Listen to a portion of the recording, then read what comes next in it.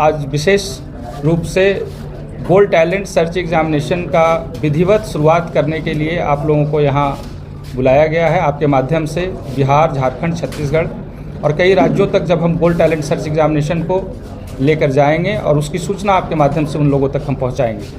तो gold talent search examination जैसा कि ये 16वीं साल है हमारी, 26 साल की संस्था है और 16 साल से गोल्ड टैलेंट सर्च एग्जामिनेशन हम लोग कंडक्ट कर रहे हैं।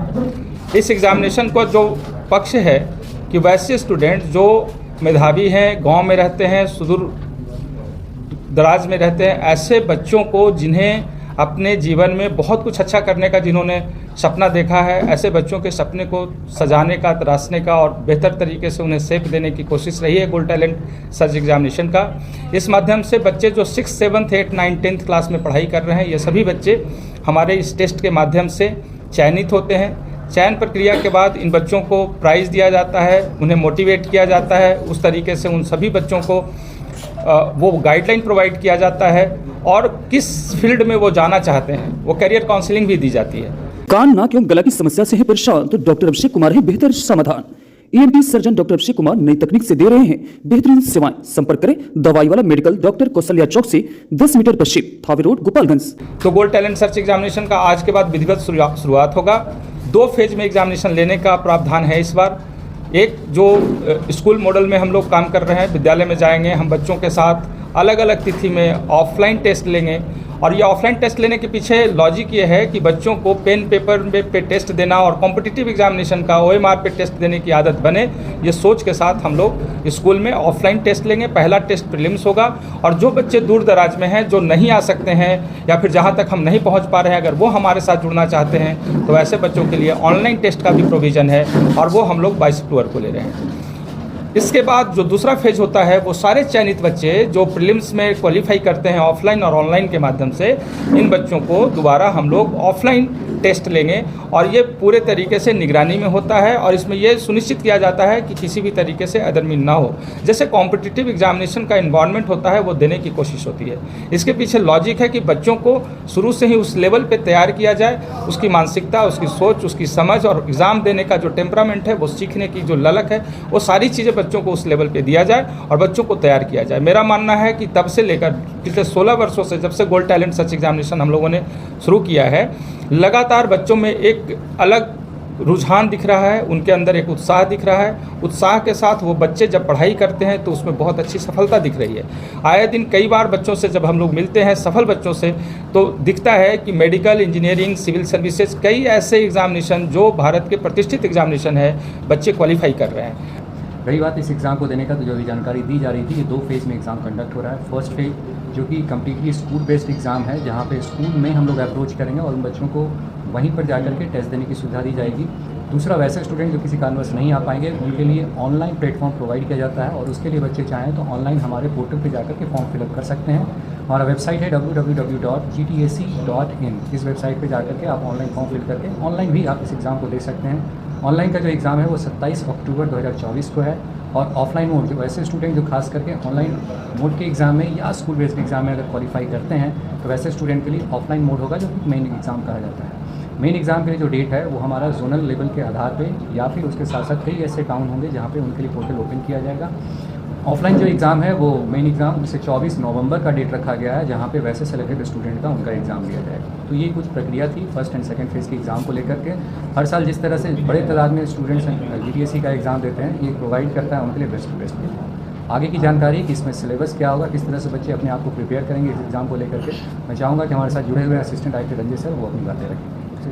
इस गोल्ड टैलेंट सर्च एग्ज़ाम का रिलेवेंसी क्या है, बहुत सारी बातें आप लोगों ने सुना। एक जस्ट मैं एग्जांपल भी इसमें डाल देना चाहूँगा कि एक स्टूडेंट जो 8 क्लास से लगातार गोल्ड टैलेंट सर्च एग्ज़ाम को देते आ रहा था, आज वो इस साल गोल से निकलकर 700 मार्क्स के अप्रॉक्स वो स्कोर किया है नीट में।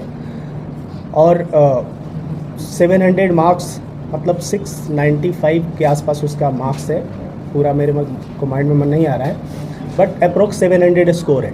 तो इसी से अनुमान लगाया जा सकता है कि इस गोल्ड टैलेंट सर्च एग्ज़ाम के माध्यम से कितना स्टूडेंट्स का बेनिफिट होता है, और वो भी फर्स्ट अटेम्प्ट में उसने स्कोर किया है 12th के साथ ही। इसके बाद सब्जेक्ट की बात मैं बताना चाहूँगा कि गोल्ड टैलेंट सर्च एग्ज़ाम का 2 फेज में जो एग्ज़ाम होगा, इसमें प्री और मेन।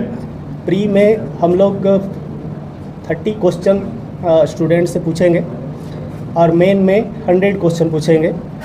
30 क्वेश्चन के लिए 40 मिनट का टाइम पीरियड होगा स्टूडेंट्स के लिए, और 100 क्वेश्चन जो मेन में पूछा जाएगा उसके लिए 2 आवर्स का टाइम पीरियड होगा।